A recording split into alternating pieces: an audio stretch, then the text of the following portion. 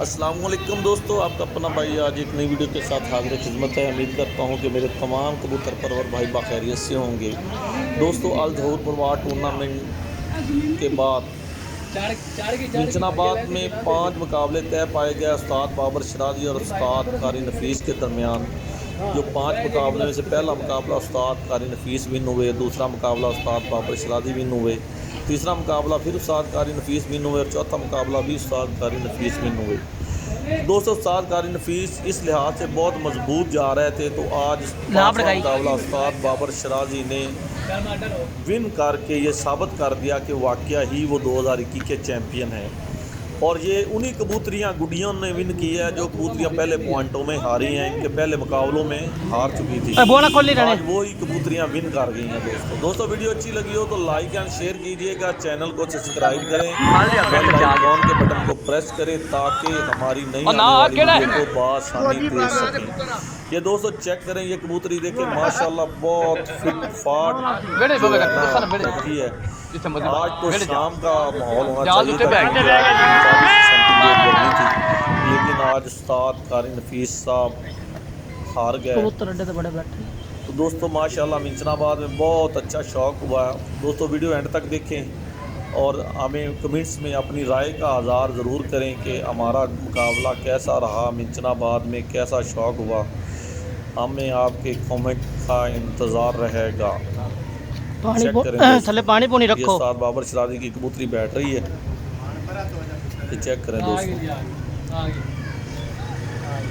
ये आज हवा भी बहुत तेज़ थी, बादल भी थे। आज तो शाम करनी चाहिए थी कबूतरों को।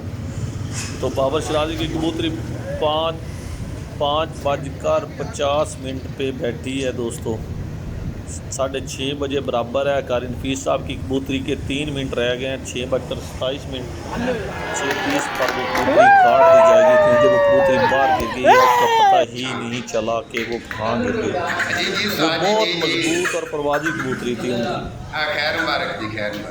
उस्ताद बाबर शराजी ने साबित कर दिया कि वाकया ही 2021 के चैम्पियन हैं। चेक करें दोस्तों, शौक करें। हाँ जी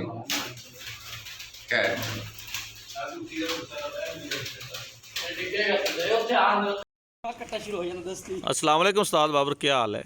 वालेकुम सलाम। अल्लाह दा शुक्र। उस्ताद जी माशाल्लाह अल्लाह ताला ने तुहानू इज्जत दी, तुसी हारियां होईयां मादियां जितातियां। बिल्कुल जी। ते की ख्याल है तुहाडा इस बारे दे विच, ते कोई पैगाम देना चाहते हो कारी ग्रुप नू? कारी ग्रुप नू कोई पैगाम नहीं जी, अल्लाह पाक दा शुक्र है। मतलब मैं शहर दा चैंपियन सा, लेकिन लाभवाली तौर पर मतलब दोस्तों ने बाजियां पा लियां। कबूतर मेरे बुत्ते सन, उन्होंने कोरे सन। अल्लाह पाक दा शुक्र है, अल्लाह पाक ने अज मैनू ऐसी इज्जत दी है कि पूरा 53 मिनट मेरी कबूतरी बद उड़ते बैठी है। लास्ट बाजी जी चैंपियन सा, वो इज्जत सी। ये तो बहुत आकारे गए सन, लेकिन आपा ना आकार किया ना कुछ। अल्लाह पाक ने अज ऐसी दी है। हाँ मतलब है कि मैं आकार नहीं, मैं तो शौक के लिहाज ना गल करना।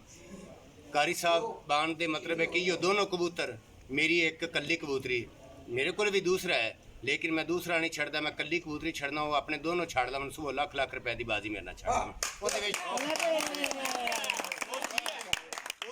शौक शिकार का पता लग गया सी जी, उन्होंने भी आदे शिकार का पता लग गया सी, मैंने भी आदे शिकार का पता लग गया सी। गुड हो गया। बाकी नेक्स्ट टाइम मैं इंशाअल्लाह ताला मेरा हुण पिछा मिशन ही होया करेगा कि मैं सिर्फ कारी साहब नाल उड़ांगा। आंदे साल मेरी आवाज़ है, आंदे साल जो जिन्नी अमाउंट वो कवन मैं हाज़र। उन्होंने जो अज तक किया, मैं कदे उन्होंने ना ममानत नहीं की कि इन्ने दी, उन्होंने जिन्ने दी कही है मैं उन्ने दी बाजी उड़ाई है उन्होंने। वो जितने दी कवन मेरे मैनू 20 बाजियां का ऐलान है कि वो आंदे साल मेरे ना 20 बाजियां पा सकते हैं।